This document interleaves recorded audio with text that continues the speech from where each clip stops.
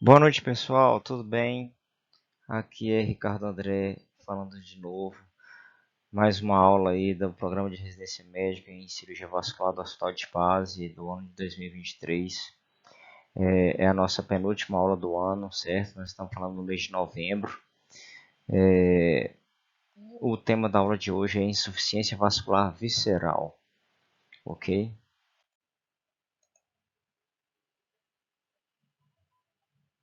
Então nós vamos falar rapidamente sobre a fisiologia e a anatomia da circulação dos intestinos do trato gastrointestinal como um todo.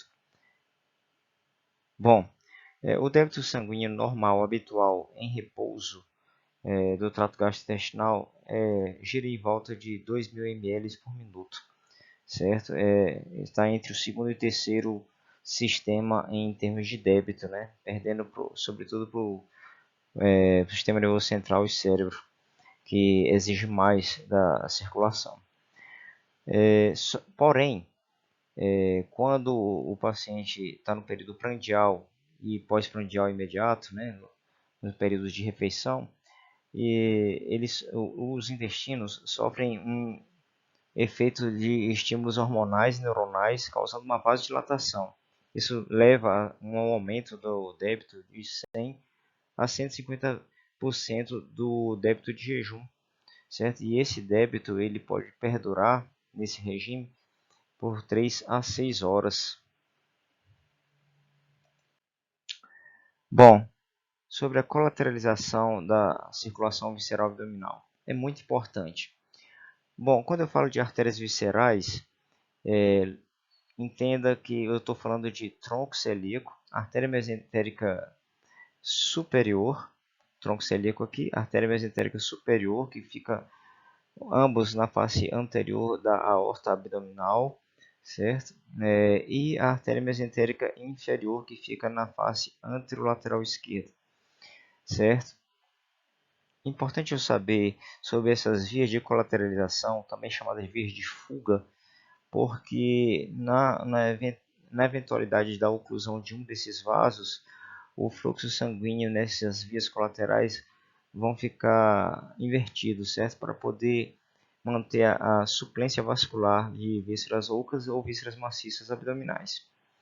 Então, entre a, o tronco celíaco e a mesentérica superior, aqui neste quadro, nesse estilo fluxograma, nós vamos ver que existem várias vias de colateralização. Na verdade, existem vias de colateralização dentro do sistema de uma própria artéria, certo? Aqui os quadros em azuis mostram as vias de colateralização. São artérias que algumas servem para nutrir alguns órgãos, mas outras são resquícios embriológicos que a função basicamente é manter a comunicação, de fato, entre as três artérias viscerais. Por exemplo, o tronco celíaco ele se divide basicamente em artéria esplênica e artéria hepática comum, certo? A artéria esplênica da artéria gastroepiploica esquerda e a artéria hepática comum, antes de se transformar em artéria hepática própria, ela emite a artéria gastroduodenal, uma artéria muito importante, passa por trás da segunda porção do duodeno. E que dá, entre outros ramos, a artéria gastroepiploica direita. A comunicação entre a gastroepiploica direita e a gastroepiploica esquerda, que se dá ali na grande curvatura do estômago, tem uma artéria que comunica as duas, que se chama arco de Burkle, certo? Que ela é uma artéria, um resquício embriológico também que serve como uma comunicação entre o ramo esplênico e o ramo hepático comum do próprio tronco celíaco. Agora, entre o tronco celíaco e a mesentérica superior, existem múltiplas vias de colateralização. Aqui neste quadro está elencado 5. Né? Então, tem o arco de Bühler, certo? Que aqui na foto tem o arco de Bühler, que é uma artéria que praticamente ela não nutre, ela sai antes da gastrodenal, certo? E ela não nutre órgão nenhum, ela serve exatamente para colateralização. Ela se desenvolve quando há oclusão ou estenose severa de uma das duas artérias, né, ou do tronco celíaco ou da mesentérica superior.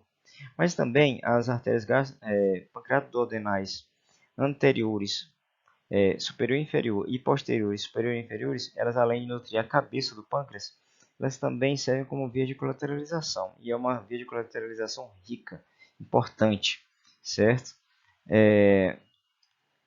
Agora, entre a artéria mesentérica superior e a artéria mesentérica inferior, nós temos aqui a arcada de Rolland, certo? Que seria na base do mesentério, e a artéria marginal de Drummond, que seria junto à borda mesentérica do cólon descendente.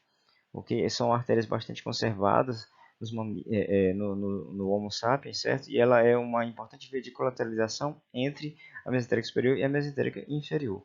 E entre a mesentérica inferior e as artérias ilíacas internas, né, que saem da artéria ilíaca comum, tem as artérias hemorroidais ou retais superiores, inferiores e médias, que são, além de nutrir a mucosa e a parede intestinal do reto superior e médio, ela também serve como via de colateralização. Bom, as formas de apresentação da isquemia mesentérica são três, basicamente. A isquemia mesentérica aguda, certo? A isquemia mesentérica crônica e a isquemia mesentérica não oclusiva.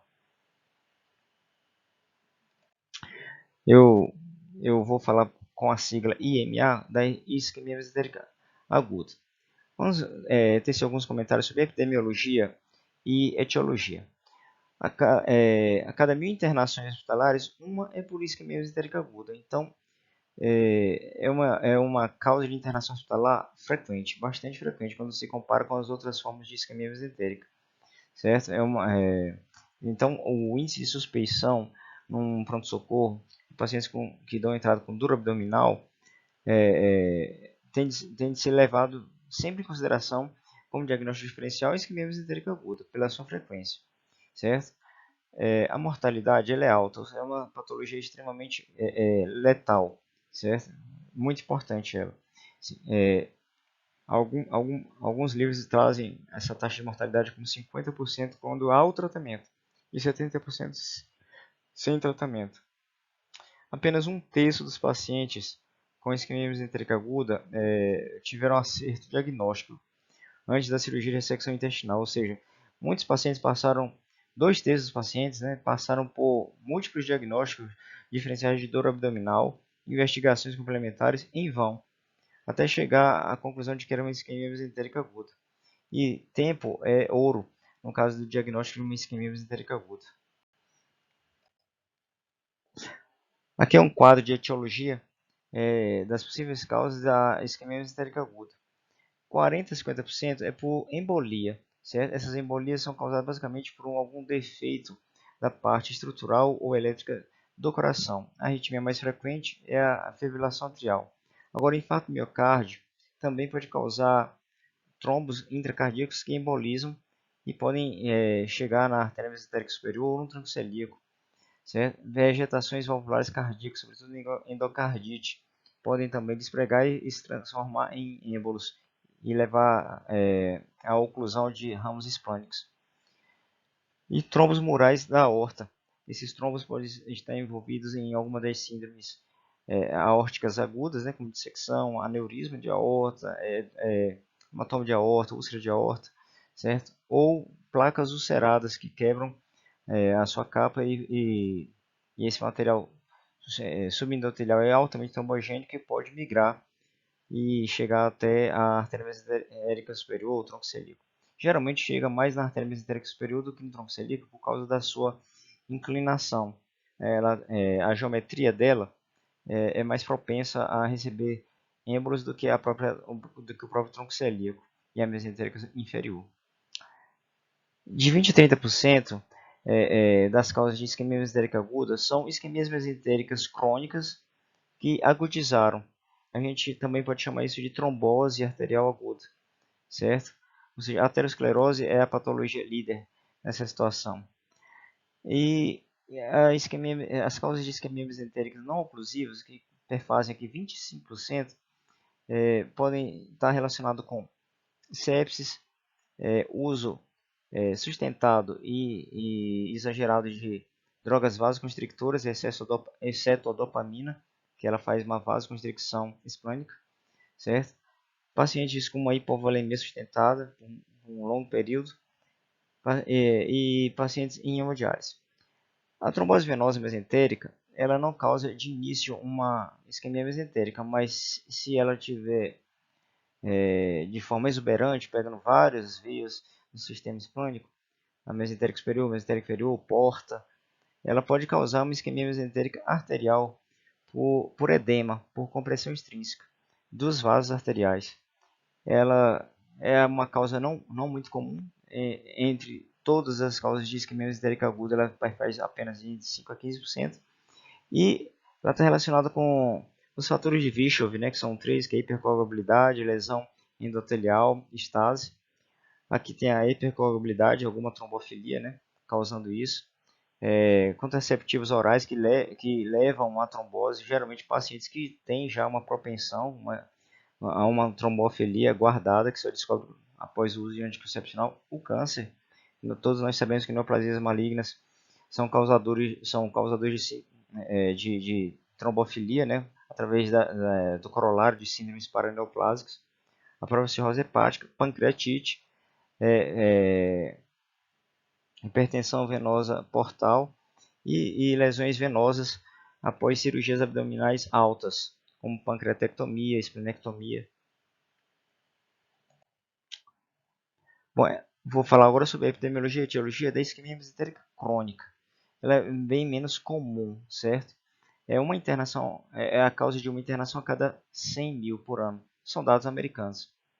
A principal causa da isquemia mesentérica crônica são formações de placas no ósteo da artéria mesentérica superior ou do tronco celíaco ou de ambas, certo? E a aterosclerose perfaz 98%, certo? Outras causas, apenas 2%, são menos comuns e são várias, né? São distribuídas em um amplo leque de etiologia, como por exemplo lúpus, vasculites, as vasculites mais frequentes causando isquemia mesentérica é a trombogite obliterante, também conhecida como doença de Berger, a poliarterite nodosa, a arterite Takayasu, o uso de cocaína, o uso de derivados de ergote, displasia muscular, trombose venosa portomesentérica, pode causar também isquemia mesentérica crônica, sobretudo na fase aguda e de recanalização, arterite por radiação abdominal, certo? No caso de tratamento com radioterapia, alguns tumores intraabdominais, coartação de aorta, sobretudo após a cirurgia, e a síndrome do ligamento arqueado mediano, que é uma causa extrínseca de isquemia mesentérica através da isquemia crônica do tronco celíaco. Essa apresentação não tem como objetivo falar sobre essa síndrome, certo? Vai ter uma aula só sobre isso. A isquemia mesentérica crônica, ela é uma patologia de mulheres idosas, certo? A frequência entre mulheres e homens está de 3 para 1, e a faixa etária mais acometida é entre a sexta e a sétima década de vida. Geralmente esses pacientes têm concomitante um passado de infarto agudo do miocárdio, acidente vascular cerebral e doença arterial periférica. Isso já é uma grande dica na hora de fazer um diagnóstico diferencial de dor abdominal nesses pacientes. 50% nunca tiveram sequer um sintoma, certo? E de repente começa a abrir o quadro com uma dor abdominal importante, porque a isquemia mesentérica crônica pode abrir o quadro como uma isquemia mesentérica aguda. Algumas palavras sobre a isquemia mesentérica não oclusiva. É uma patologia que pertence ao mundo dos cardiopatas de baixo débito, né? Pacientes que estão em uso prolongado e doses altas, sobretudo noradrenalina. Esses autores aqui, Clark e Gewertz, em 1991, há muito tempo atrás, já provaram que a síndrome de isquemia-reperfusão, no caso desses pacientes que são tratados em ambiente hospitalar, com altas doses de vasopressores, quando eles estão melhorando, ele pode passar por uma síndrome de isquemia-reperfusão. Os pacientes que entram e saem de drogas vasoativas, eles são eles têm um prognóstico em termos de isquemia mesentérica pior do que os que estão em uso contínuo. Isso foi provado aqui num estudo experimental desses dois autores. Dois episódios de 15 minutos de isquemia era pior em termos de lesão celular irreversível do que um episódio contínuo de 30 minutos. E essa é a realidade dos pacientes internados em UTI, infelizmente. Isquemia por compressão edematosa, trombose venosa, ela causa tromboses venosas esplânicas também e é considerada uma isquemia mesentérica não oclusiva. Aqui um quadro mostrando as causas de trombose venosa mesentérica, né? Olha o tanto de possibilidade de diagnóstico de trombofilia. Deficiência de proteína C e S, deficiência de angiostrombina 3, o fator 5 de Leiden, a mutação do gene da protrombina, o G20-210, certo? São várias. As condições associadas com a trombose venosa mesentérica que não são trombofilias, existem os traumas abdominais, os pós-operatórios de cirurgia, como a gente já falou, né? Bom, o quadro clínico, isso é muito, muito importante, certo? Qualquer dor abdominal pode ser uma isquemia mesentérica, obviamente, só que você tem de detalhar essa dor para chegar à conclusão de que pode ser uma isquemia mesentérica. Sei que a dor abdominal é o principal sintoma da isquemia mesentérica. 90% dos pacientes que têm isquemia mesentérica possuem como queixa dor abdominal. Geralmente, essa dor abdominal acontece após uma ingestão, né? No almoço, no jantar ou após o café da manhã. E varia conforme o alimento, conforme a pessoa. Não significa que alimentos gordurosos dão mais dor abdominal, certo? É algo altamente personalizado. E pode durar até 4 a 6 horas, geralmente localizada em mesogastro. Ela pode vir em cólicas ou uma dor contínua, associada ou não com náuseas, pode ser em regime intermitente e esse regime intermitente ao passar dos dias pode passar a ser um regime contínuo de dor, certo? Ou seja, antes ele tinha dor só uma, duas vezes na semana e passa a ter todos os dias. O exame físico não apresenta sinais de peritonismo, o que leva a uma desproporção entre a queixa do paciente e o exame físico. O exame físico geralmente normal, sem descompressão brusca dolorosa, mas o paciente reclama de muita dor, certo? Essa desproporção ela é típica da isquemia mesentérica. Essas dores, com o passar do tempo, promovem um sentimento de medo de comer ou medo de comer certos alimentos. E isso leva à desnutrição do paciente, um emagrecimento importante em alguns poucos meses, certo? A maioria recebe o diagnóstico em média 15 meses após os sintomas, ou seja, porque o paciente migra de consultório em consultório, faz vários exames, até que chega a essa conclusão. Principalmente a isquemia mesentérica crônica, óbvio, né? Não a isquemia mesentérica aguda. Apenas 22% possui a tríade clássica, né? Ou seja, dor abdominal, perda de peso e sopro abdominal. Esse sopro abdominal ele é diferente do sopro da síndrome do ligamento arqueado, que se manifesta principalmente durante a expiração forçada, certo? O sopro abdominal, isquemia mesentérica crônica, geralmente é um sopro contínuo, tanto na inspiração como na expiração. Pode vir com diarreia, com ou sem muco e sangue, ok? Alguns livros falam que esse sangue é como se fosse em framboesa, mas bom, isso é apenas uma anedota. Exames complementares de imagem. O Doppler vascular é um exame muito importante para fazer o diagnóstico desses pacientes, sobretudo a isquemia mesentérica crônica, porque ele é muito limitado nos casos de isquemia mesentérica aguda. O paciente geralmente tem uma distensão abdominal e gases atrapalham o exame, além de que é muito doloroso quando se encosta o transdutor no abdômen. Os parâmetros de velocidade sistólica estabelecidos pelo autor Dr. Gregory Moneta são 245 centímetros por segundo para cima no oste da mesentérica superior ou 200 centímetros por segundo para cima no oste do tronco celíaco. Isso denota estenose maior do que 70%, isso em ângulos de 60 graus no Doppler. A angiotomografia é um exame indispensável, como um exame complementar para estabelecer o diagnóstico de quais artérias e qual o grau de estenose dessas artérias. A tomografia, não angiotomografia, a tomografia simples com contraste, ela também auxilia no diagnóstico, através, sobretudo, da análise do estado das alças. A presença de gás na parede do intestino, também chamada pneumatose. Pneu peritônico, pode ser pequenas perfurações. Gás na circulação portal, também chamado de piliflebilite. Edema da parede intestinal difuso. E, eventualmente, algum infarto de órgãos sólidos, sobretudo baço. Isso tem um valor preditivo positivo de 100% e valor preditivo negativo de 86%, mostrando que é um grande auxiliar no diagnóstico de isquemia mesentérica. A ressonância nuclear magnética com gadolínio também tem sido utilizada, ou na técnica de time of flight. No caso, se usar essa técnica, não precisa usar o gadolínio. Ela também dá o diagnóstico de estenose desses ossos, dessas artérias viscerais, com uma sensibilidade e especificidade razoável. A endoscopia digestiva alta e a colonoscopia devem ser realizadas nos pacientes que você tem dúvida se é uma isquemia mesentérica ou não, porque algumas patologias, como doenças inflamatórias intestinais, gastrite ou úlceras duodenais, podem mimetizar o quadro de uma isquemia mesentérica aguda, né?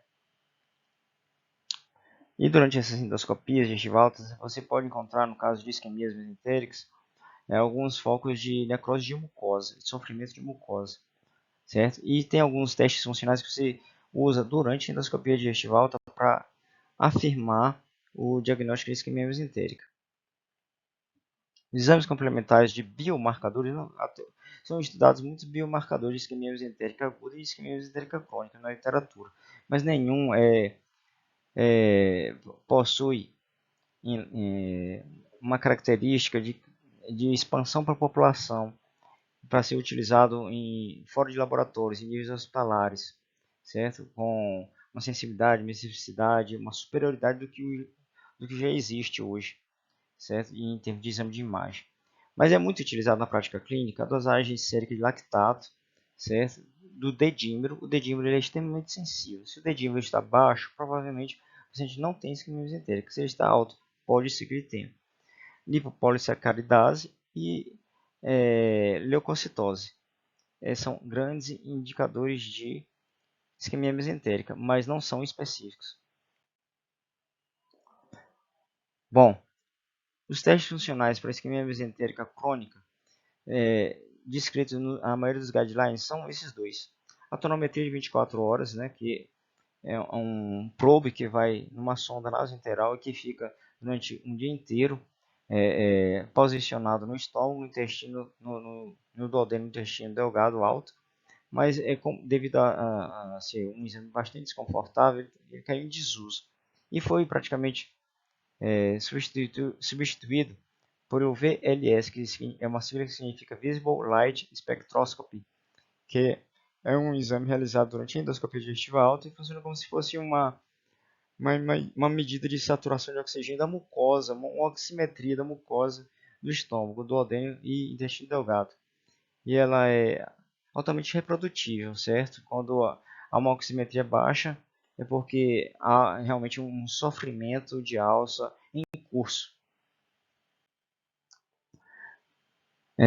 O tratamento clínico inicial da isquemia mesentérica, após fixado o diagnóstico, né, clínico e por imagem, monitoramento multiparamétrico. Na maioria dos serviços, o paciente é levado a um serviço de terapia semi-intensiva ou intensiva, certo? A ressuscitação hídrica e correção de distúrbios hidroeletrolíticos e ácido básico podem eventualmente estar acompanhando esse quadro, sobretudo pacientes que cursam com vômito, muitos dias sem se alimentar. É recomendado o uso de antibióticos para evitar as consequências catastróficas de uma translocação bacteriana, que é muito comum nos quadros de isquemia mesentérica, sobretudo agudo. Anticoagulação parenteral com enoxaparina de alto ou de baixo peso molecular, ela é altamente recomendável também, certo? Tem critérios de evidência mostrando que melhora, e mesmo que você vá submeter o paciente a uma intervenção, você pode fazer essa anticoagulação, e se necessário, as heparinas possuem os seus antídotos, o seu antídoto, que é a protamina. A antiagregação plaquetária ela é usada se o paciente foi submetido à angioplastia com implantação de stent, certo? Para que esses stents não fechem de forma precoce. Aqui um trabalho interessante que eu catei na literatura é o uso de antibióticos orais em isquemia mesentérica aguda apresentou um resultado de diminuição de mortalidade. Aqui um gráfico mostrando uma curva de Kaplan-Meier, certo? Foi estatisticamente significativo, né? Menor que 0,05 o P.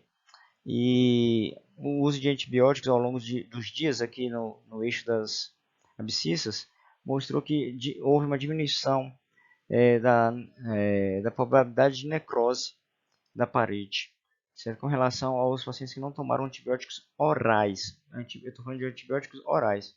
O racional dessa pesquisa foi que diminuiria a reação inflamatória, diminuiria a vasta quantidade de bactérias que tem no intestino, diminuiria, portanto, o efeito da translocação bacteriana, certo? E facilitar, e diminuiria os efeitos também da síndrome de isquemia e reperfusão, ok? Mas isso não é consenso, tá? É só algo interessante que eu vi e coloquei aqui para a gente analisar.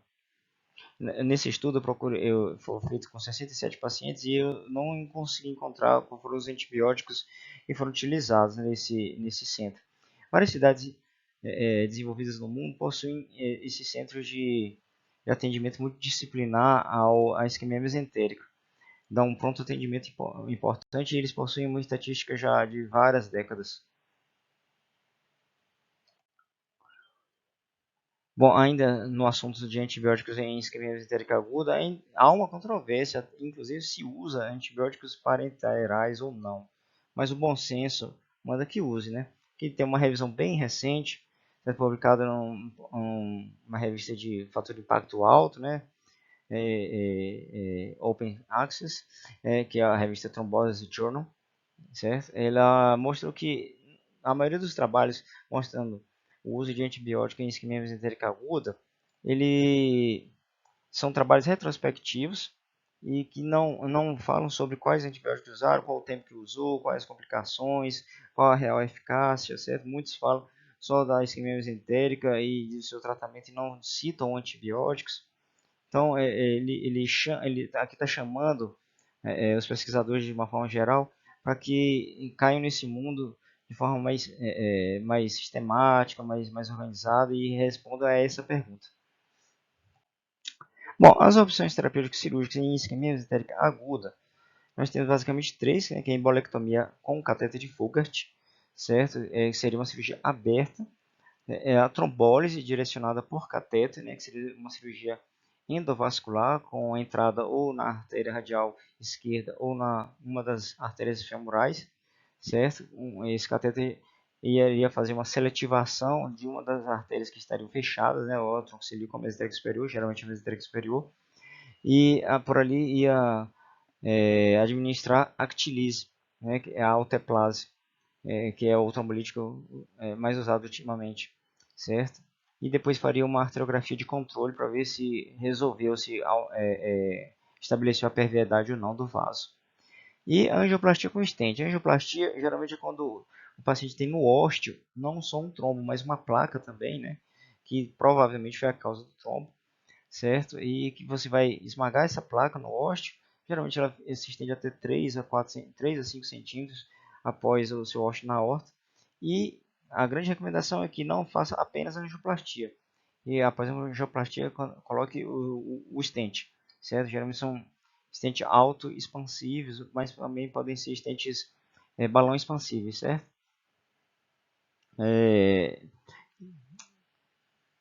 Aqui nós temos uma representação esquemática aqui, o bisturi lâmina 11, após controle dos ramos do início da mesentérica superior, fazendo uma arteriotomia transversal, passando o cateter balão, cateter de Fogarty.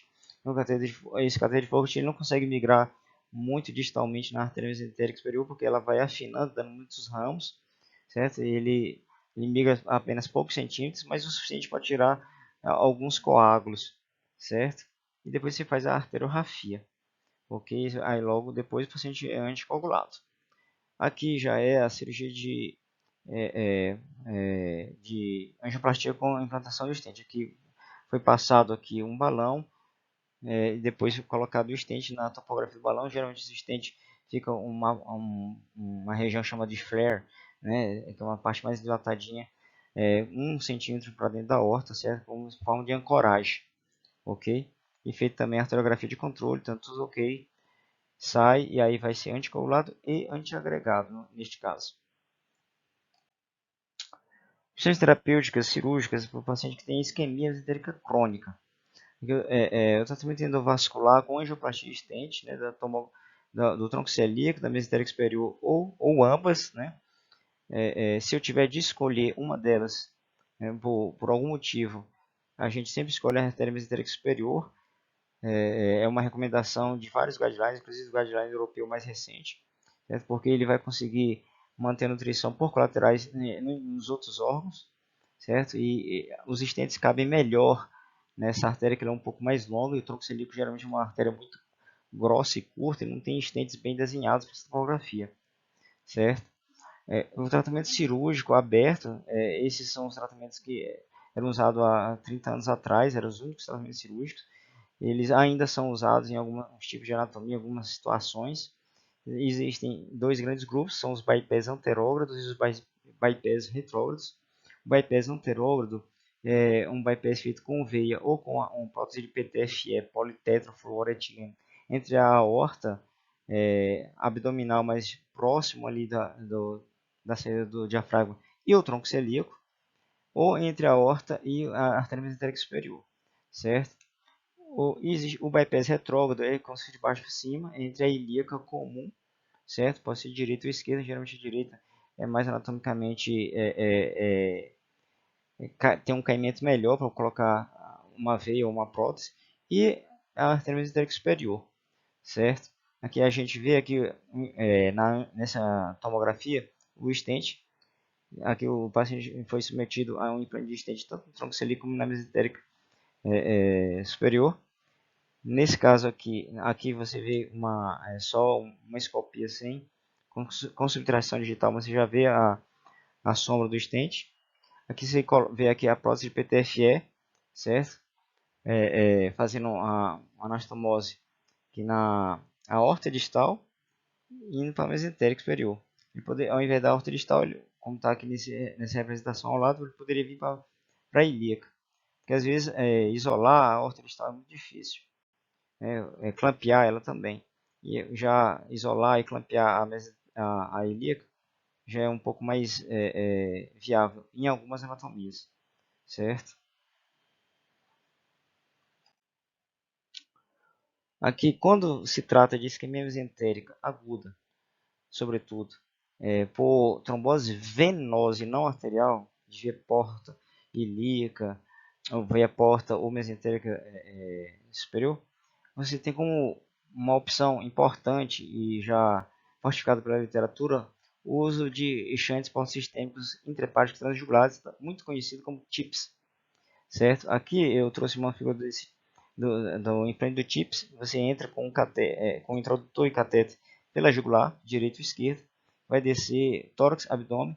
Quando ele chega aqui na topografia infradiafragmática no fígado, onde a via cava inferior recebe as vias hepáticas, você coloca um fio guia, tenta cateterizar uma via hepática. Se o fio guia começa a enrolar, é porque ele não está indo para a via cava e está indo para a via hepática.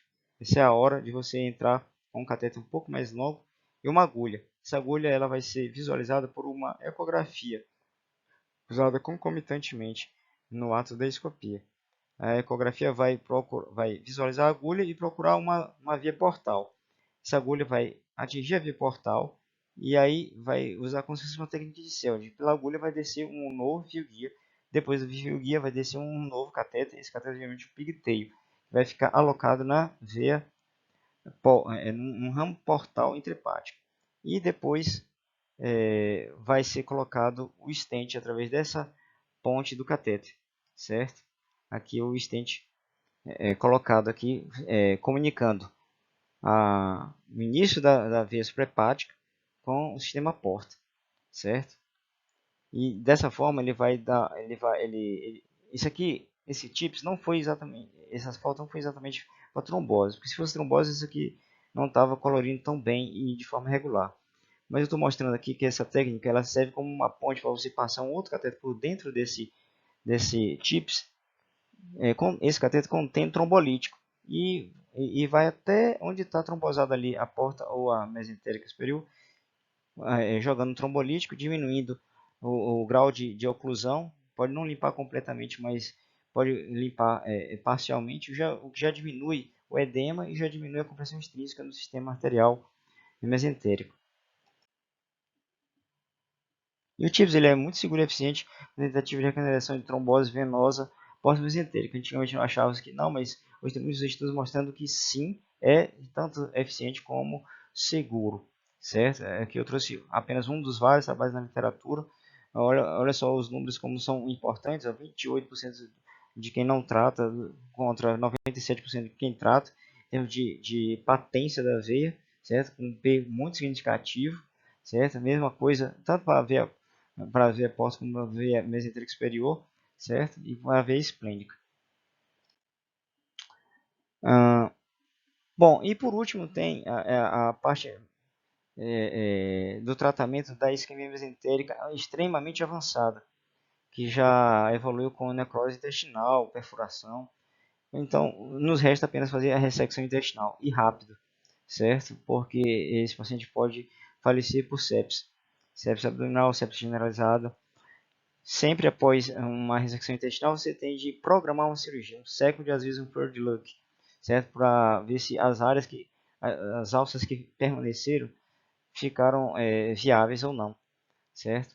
Não há um parâmetro único suficiente para caracterizar a viabilidade futura, só a presente. A viabilidade presente você pode avaliar através da temperatura da alça, a cor, geralmente é rosa e não enegrecida, a pulsatilidade presente de vasos mesentéricos, o peristaltismo, sangramento ativo quando você faz alguma secção com bisturi elétrico ou com bisturi frio daquela alça, administração de fluoresceína venosa em câmera escura, você consegue ver se ela percorre o mesentério e até onde ela percorre. Onde ela percorre porque está viável, onde ela não percorre não está viável.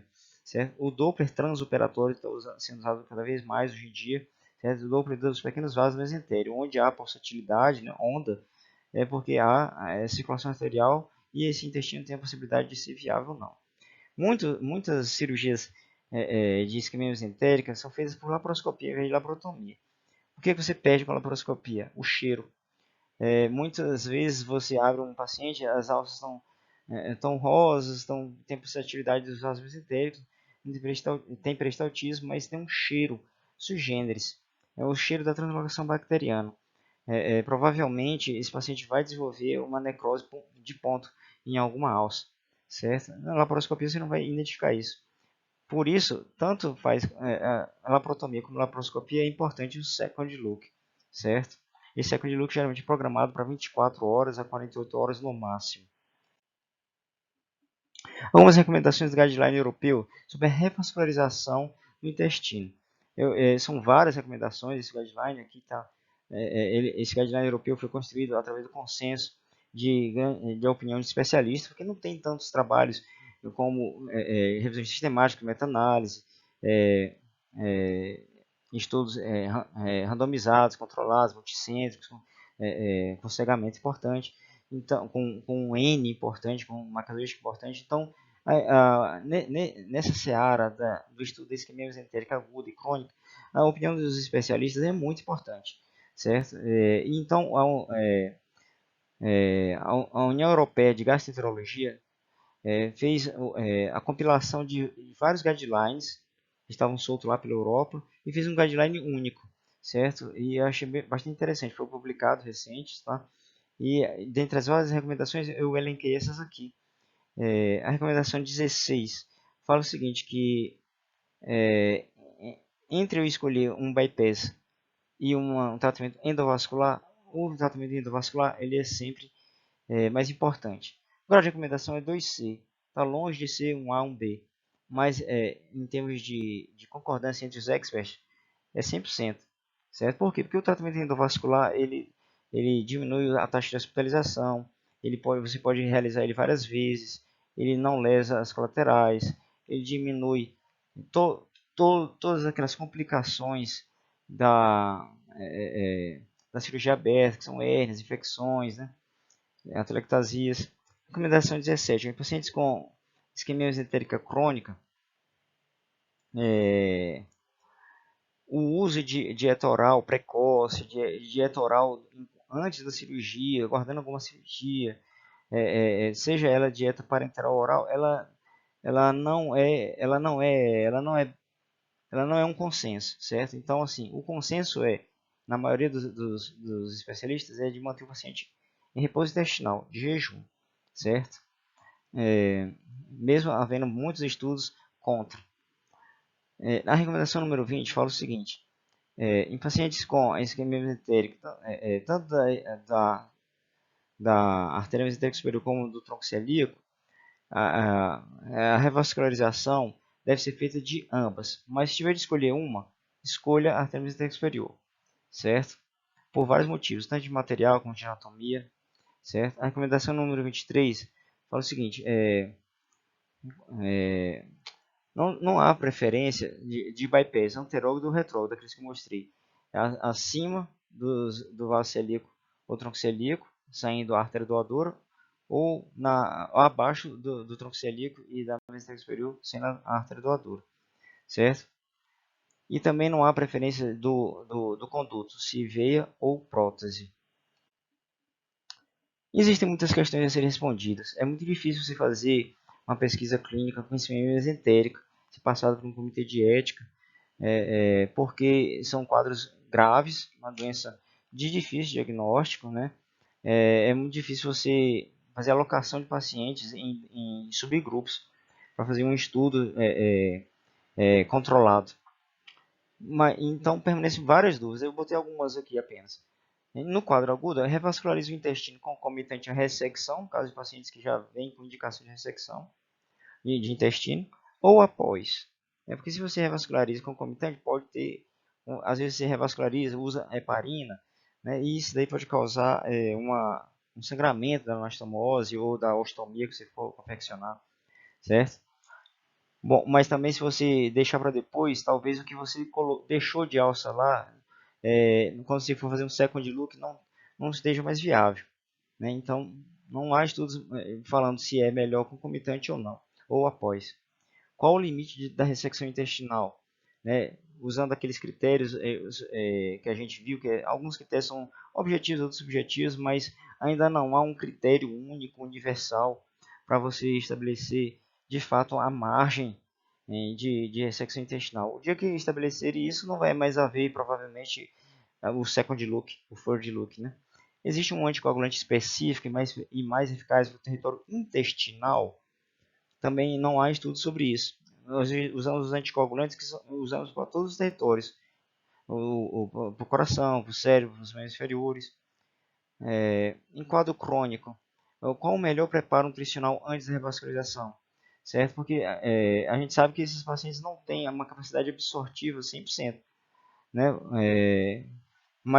E são muitos pacientes, a maioria desses pacientes que têm quadro crônico, eles são desnutridos, eles precisam também de um preparo nutricional, porque senão eles não vão cicatrizar bem. Então, mas qual seria o melhor preparo, já que ele não consegue absorver tudo, né? Parenteral, oral, o que usaria no parenteral, certo? Você também não pode deixar de usar oral, porque você vai estimular uma superpopulação bacteriana se você não fizer uma nutrição oral, né? São questões a serem respondidas. Complicações da isquemia mesentérica, eu elenquei duas principais. Uma é o intestino curto. O intestino curto, muito tempo falou que é menos de um metro, 50 centímetros, causa a síndrome do intestino curto, que é uma síndrome que o paciente não consegue absorver todos os nutrientes essenciais para sua vida com o intestino que permaneceu. Mas na verdade essa divisão hoje em dia ela é mais funcional do que anatômica, independente do tamanho do intestino, se ele funciona bem, se ele absorve tudo que é necessário, em termos de macro e micronutrientes, né, proteína, lipídio, carboidratos, ele não é um paciente portador de intestino curto. Então é uma noção que a gente tem errada, né? Que a gente carrega há muito tempo, que a noção de intestino curto está presa apenas a tamanho, mas não, ela está mais presa, na verdade, à fisiologia.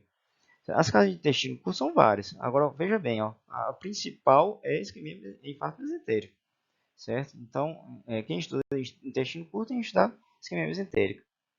Existem 3 tipos de intestino curto hoje em dia, classificado na maioria dos livros. O da isquemia mesentérica geralmente é este, ó, que é o tipo 2, certo? Que fica um pedaço do colo, um pedaço do transverso do lado esquerdo, colo descendente, e um pedaço do jejum. Quando há uma isquemia mesentérica crônica por placa, geralmente você fecha tudo e você não consegue abrir nada, e você tem um diagnóstico tardio, ele perde basicamente todo o intestino delgado e quase todo o intestino grosso. Quando o paciente tem uma isquemia mesentérica por embolia, que a obstrução é bem distal, então e que poupa a cólica média, que é o primeiro ramo da mesentérica superior, então você vai ficar com um pedaço de intestino grosso bom, praticamente metade do intestino grosso, e boa parte do jejum inicial, né? Isso que seria da isquemia mesentérica aguda por embolia, certo? Que é o mais comum que fica. E isso daqui é o seguinte, isso causa, ao longo do tempo, perda de peso, diarreia, esteatorreia e desnutrição, certo? E também, principalmente, por quê? Principalmente porque ele não tem a válvula iliocecal, certo? Mas ele consegue absorver bem alguns macronutrientes que são absorvidos no início do intestino delgado e também água, porque ainda tem intestino grosso, certo? Aqui, ó, nessa figura a gente vê aqui, pela cor apenas, né? Isso aqui é um intestino necrosado, franco, e um intestino borderline, e um intestino grosso completamente vivo, certo? Mas você vê que ainda tem no meio do intestino vivo, alguns focos de necrose, certo? Qual é o tratamento na fase adaptativa da síndrome do intestino curto?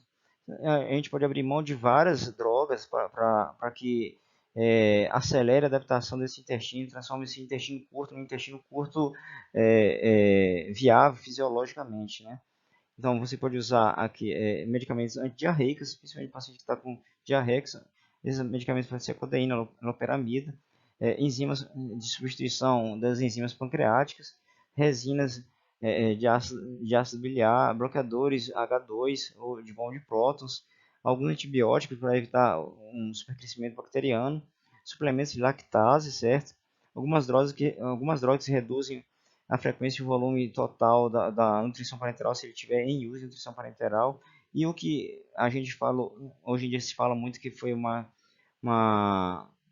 ponto de inflexão da síndrome do intestino curto, são essas drogas GLP-2, que são os análogos do peptídeo do glucagon, certo?